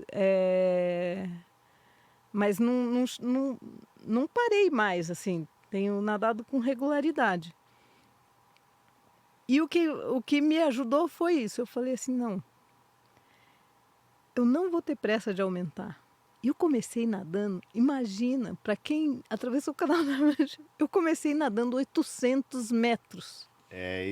Esse é um detalhe que me pega, que eu realmente tenho que fazer isso. Porque eu fico com a cabeça lá atrás. A gente fica natural, querendo né? fazer, a gente fica natural. querendo fazer o melhor que a gente já fez, que mas fala, só que a pô, gente está em outra fase da vida, Você chega ali entendeu? na piscina para nadar e fala, pô, nadava 8 quilômetros, assim. Eu lembro que o meu aquecimento era 1000, vou soltar 1000. Soltar 1000, E aí eu Hoje fiz 1000 que isso. Eu comecei nadando 800 metros, mas não é que eu nadei 800 metros 2 dias. Não. Eu fiquei, sei lá, 15 dias nadando 800 metros. Para acostumar, para poder ir progredindo. Para eu ir fazendo a minha musculatura voltar um pouco, fazendo um fortalecimentozinho. Porque que acontece? Você melhora a capacidade cardiovascular muito mais rápido do que os seus músculos se preparam. Por isso que a gente se machuca. Exatamente. Não acompanha, né? Não acompanha. Aí não dá. Não... E aí se machuca. Mas aí eu fui bem devagarinho e deu certo, assim. Tô nadando até hoje e tô curtindo muito. E você fez essa prova recente, a do Rio Negro. A do Rio Negro ano passado, em abril. Não, em março, a do Rio Negro. Longa, uma prova longa. 30 quilômetros em revezamento, sim, né? Eu acho que eu devo ter nadado uns 12, 13. Já é bastante, né? E depois fiz a de 7 lá em Alcatraz. Muito bom, E mais umas provinhas assim, mas eu tenho tido meu grande desafio agora, a minha grande dificuldade é superar minhas cãibras. Uma coisa que a velhice me trouxe. Tá tendo as cãibras. Muita cãibra, muito problema de cãibra. Comigo também eu tô tendo algumas cãibras e eu tenho uma cãibra que eu até fiquei com medo de eu voltar a nadar no mar. Porque eu tô tendo cãibra abdominal. Já tive também. E cãibra abdominal é horrível, porque você não... Eu nunca tive na água. Pra dizer que eu não tive, uma vez eu tive quando tava jogando polo aquático. Mas nadando eu nunca tive. Mas quando eu tive jogando polo aquático... Mas é uma coisa que você abre assim Mas dá um medinho de você estar lá, que nem nessas provas que você Então, fica sozinho. Eu tive uma cãibra muito forte numa prova que eu abandonei de 5 quilômetros só no passado, lá na Olha só. Ilhabela. Eu tive que abandonar, porque eu tive uma cãibra de panturrilha muito, muito, mas muito forte. Pra você ter uma ideia, eu fiquei 10 dias com a panturrilha dolorida depois. Nossa, bastante. E eu tentei voltar a nadar umas 3 vezes E dava. e voltava a cãibra. Tem esse detalhe da cãibra que eu acho muito engraçado, que é isso. Se você teve, se você for querer insistir uns dias depois, é capaz de voltar no mesmo lugar, né? E aí agora porque assim, mesmo quando eu estava treinando para o negro, eu já estava tendo muita cãibra. Quando fazia um treino um pouco mais longo, sempre tinha cãibra. Não precisava ser muito longo.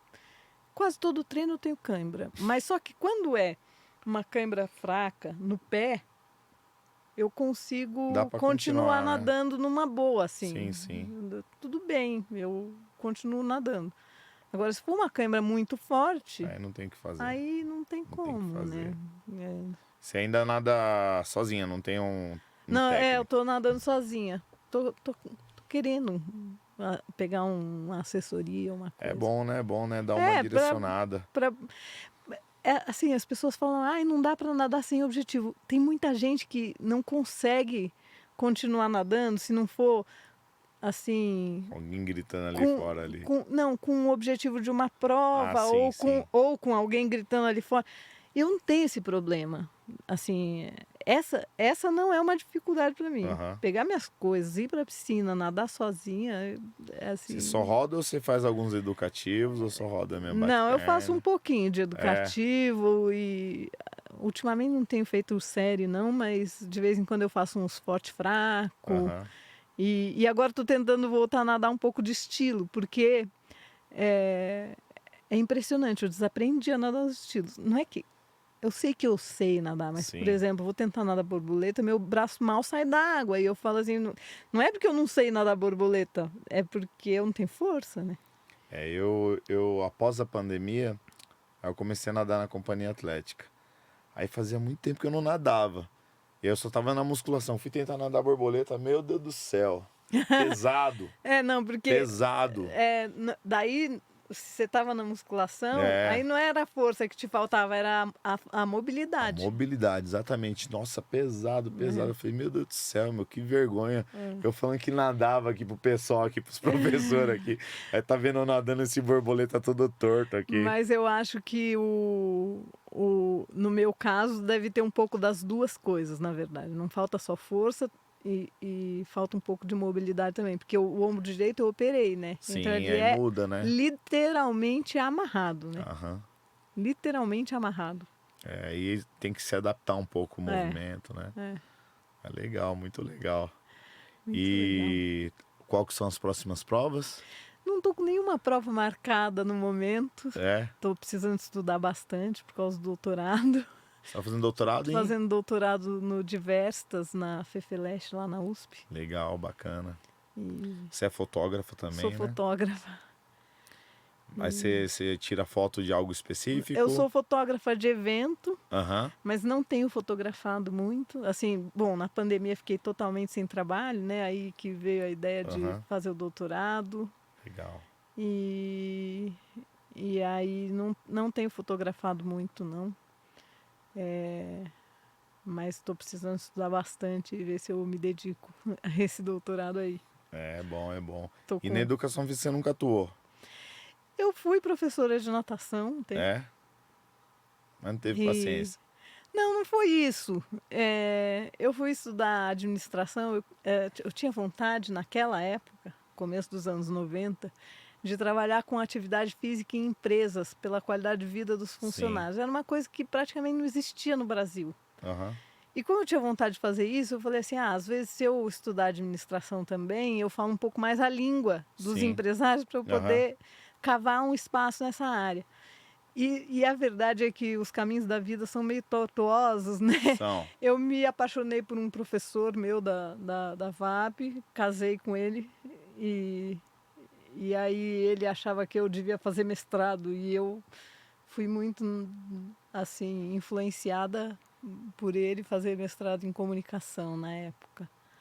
Então, acabou que aquela ideia do que eu tinha, do que eu queria fazer... Você acabou podando. Eu acabei não levando adiante, né? Por causa desses caminhos Aí estranhos. você nem terminou a administração, né? Você falou, nem terminei a administração, fui fazer mestrado. Mas pelo que você me falou, você é uma estudiosa. Eu gosto muito de ler, de estudar, muito, assim... Esse ano eu li Solitária, da Eliana Alves Cruz, que é um livro que eu recomendo muito, muito. Fala sobre o quê? É um romance. Uhum. E a história de uma empregada doméstica e da filha dela.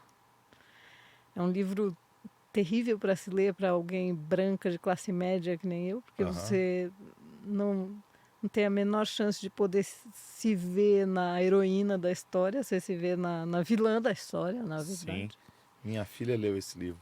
É demais esse livro, ela gostou?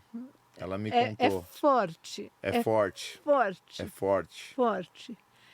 E é um livro que eu recomendo muito, assim, acho Solitária. Que todo mundo devia ler. Solitária, ela leu esse livro, que ela me comentou Alves isso daí, que a mulher trata mal a empregada, rola algumas coisas assim, nossa, né?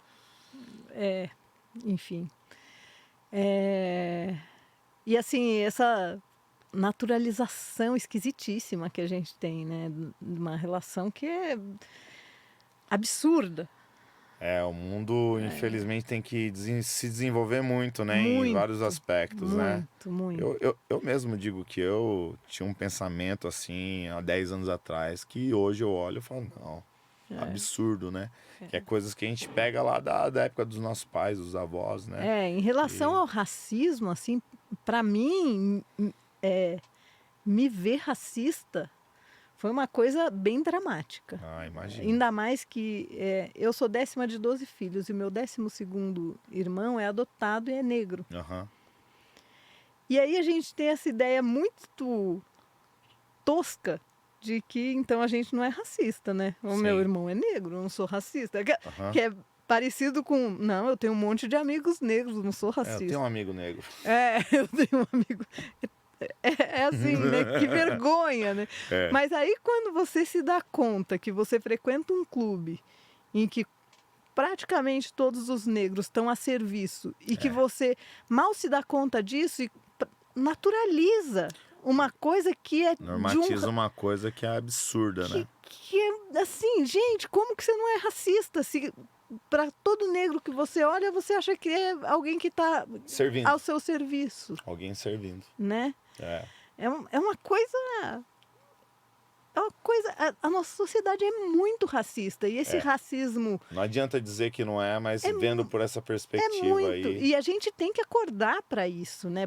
Porque se a gente não lutar contra todas as formas de opressão, a gente vai viver sempre numa sociedade muito... Além de muito triste, muito violenta. Sim. E aliás, eu acho muito engraçado como é que a gente reage à violência, né? Porque a gente, classe média, a gente reage, tipo, se cercando. Acho incrível que as pessoas muito ricas no Brasil, elas estão dispostas a investir fortunas em sistemas privados de segurança.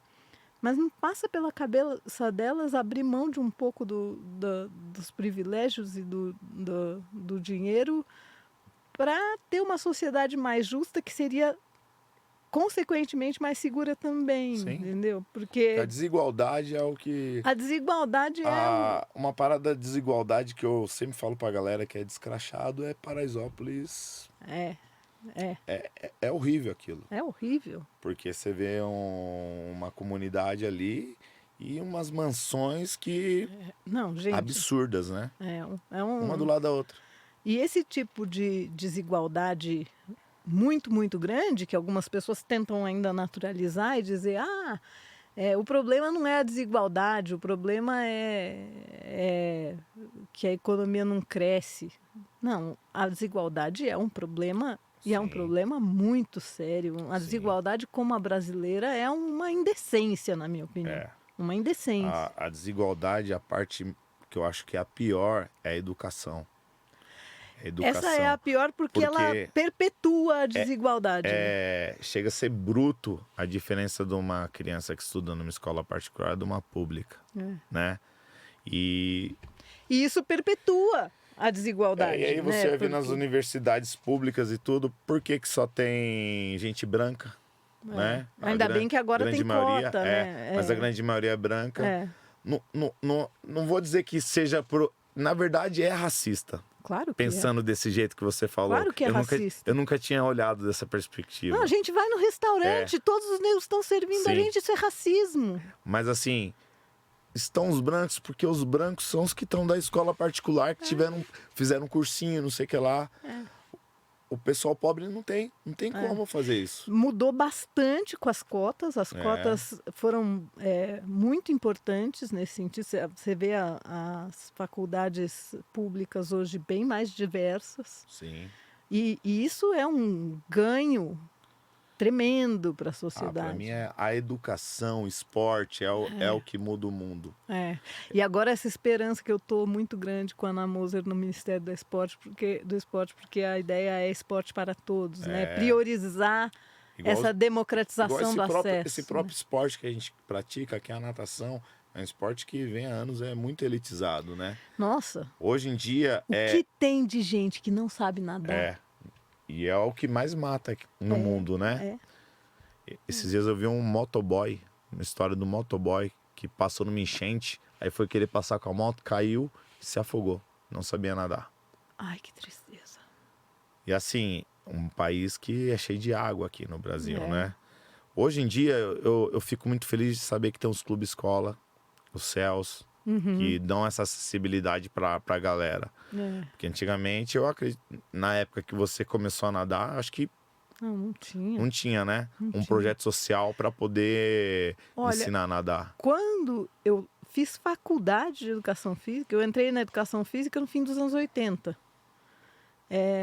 Na época que eu fiz faculdade, ainda existia racismo científico na faculdade, porque eles nos diziam que não tinha negro se destacando na natação porque eles tinham menos gordura no corpo, então eles flutuavam um pouco. Absurdo, né? Olha o que é, né? Olha a explicação que se busca. Até diziam também que tem a dificuldade de acesso e tal, mas eles davam essa desculpa exatamente biológica absurda que não tem nenhum fundamento na realidade. É triste. Nossa, você falou uma coisa que mexeu comigo, essa visão que você falou do racismo, né? Tem vezes que a gente acha que não é, né? Mas só de pensar por essa perspectiva aí a gente é. A gente é. Infelizmente. A gente, querendo ou não querendo, a gente é privilegiado, não tem como dizer que não é. Se você é branco no Brasil, você já é privilegiado. Não tem como. Lá no, você é branco, no grupo hétero.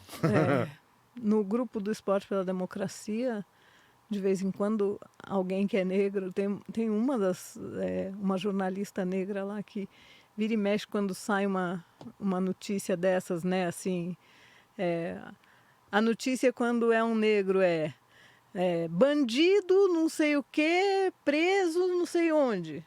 Aí é um branco que comete o crime, suspeito de não sei o quê, né? Isso mostra também o racismo da sociedade brasileira de uma maneira muito escancarada. E quando cai alguma dessas notícias assim que escancara muito o racismo, ela sempre escreve: deve ser muito gostoso ser branco no Brasil. E a gente sendo branco, a gente está beneficiado por um sistema de opressão que a gente tem a obrigação de lutar contra. A gente não sente na pele o que eles passam. A gente não tem ideia. A gente não tem ideia. Eu tenho uma experiência de vida que hoje eu tenho uma vida estabilizada e tudo mais. Mas eu vivi uma coisa que foi a invisibilidade social. E tem gente que não sabe o que é uma invisibilidade social. Eu já catei latinha na minha vida, trabalhei na obra. E eu lembro quando eu trabalhava na obra, tinha vez que chegava gente na obra, cumprimentava todo mundo, menos os pedreiros. Olha isso. Todo mundo, sabe? Cumprimentar. Você ser invisível. É invisível, é horrível isso, é horrível. É horrível mesmo. É você trabalhar numa limpeza, em alguma coisa, e a pessoa não te dá nem um bom dia. O cara é seu colega de trabalho, não te dá um bom dia. E eu sofri muito com a invisibilidade social, até como salva-vidas também, que eu fui salva-vidas. E a invisibilidade social pra mim me matava, meu. E assim, hoje em dia, em todo lugar que eu vou, eu faço questão de cumprimentar todo mundo, olhar nos olhos, que é uma coisa que a galera não faz. Muitas vezes o cara vem no restaurante servir, você não olha no olho dele, você não sabe nem a cara dele, o rosto dele. Isso acontece mesmo. É horrível isso, é horrível. A gente... E é o que você falou, normatiza, né? Normatiza. A gente... E assim... A gente tá tão Só quem sofreu com isso sabe o que é. Então imagina assim, comparado ao racismo, eu acho isso que eu sofri uma coisa pequena, né? Hoje eu sou músico, a galera me vê muito mais, né? E hoje eu tô do outro lado da moeda, mas assim, quando eu era invisível, eu sofria. Eu imagino, me sentia mal, assim, eu imagino mais ou menos, né? Eu sei que eu não imagino de fato a dor que você viveu, entendeu? Mas assim, bom, eu sou mulher, né? Sim. E ser mulher também é ser silenciado. Hoje em dia que a mulher conseguiu ter mais poder, né? Eu sempre converso muito sobre esses temas, né? Mas está muito longe também, né? Porque assim, a luta feminista ainda tem muito o que conquistar, se você pensar. Igual a questão da agressão, né? Das relações tóxicas. Nossa. Antigamente o cara fazia de tudo pra mulher ser a dona da casa mesmo. Não deixava ela estudar, não deixava ela trabalhar. Aí a mulher chegava a uma certa idade, os filhos cresciam, iam morar em outro lugar. Tchau. E aí ela se encontrava desamparada. Mas, Johnny, se você pensar, para além disso tudo, ver como ainda é tão forte e, na verdade, se agravou nos últimos anos aqui no Brasil, essa cultura de achar que a mulher é propriedade tua. Isso mesmo, a então, minha mulher. Isso que leva ao feminicídio, por exemplo. Sim. O cara que não se conforma com um fim de relacionamento e acha que por isso pode matar, porque afinal de contas é propriedade dele. Isso mesmo. É uma loucura, né? Acho que só pela fala, eu falo ainda, minha mulher. É uma coisa que... São coisas que a gente tem que mudar. Né? Mas assim, é complicado se você for parar pra ver. Não é minha mulher, Então, como relação... Posse, né? Como relação, né? A gente também fala meu marido. Sim. Né? É que minha mulher, como mulher, porque marido significa um lugar, né? E mulher é tanto um lugar quanto um gênero. Sim. Então, dá mais essa conotação de posse, né? Sim. Quando você diz. Porque meu marido, você só vê como uma ideia de relação, né? Agora, minha mulher dá um pouco essa conotação que você falou, de posse.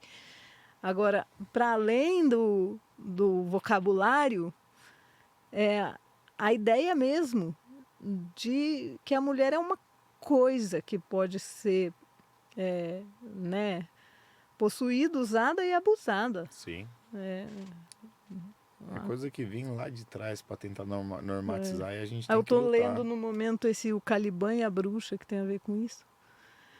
Eu li também um que chama Autismo, bem interessante. E qual foi o outro livro que eu acabei de ler?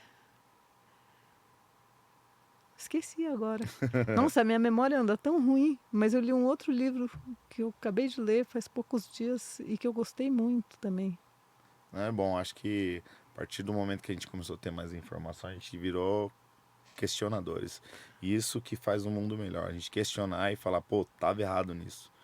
Porque acho que esse é o negócio. Acho que esse é o caminho para tentar melhorar um pouco, né? Sei que vai demorar, acho que se bobear séculos. Mas a gente não pode, a gente não pode desistir, né? A gente não pode desistir de lutar para melhorar já. Essa história de você tá secando gelo. Não é. Tô fazendo a minha parte, né? É isso aí. Ou tô secando gelo, mas pelo menos tô tentando. Tô secando gelo, né? Tô tentando. É isso aí. Então esse livro aqui a gente encontra na... Tá nas livrarias ou no site da Grua Livros, que é a editora. Legal. Tem, acho que tem na Livraria da Vila, não sei. Eu vou deixar o link lá para o pessoal achar.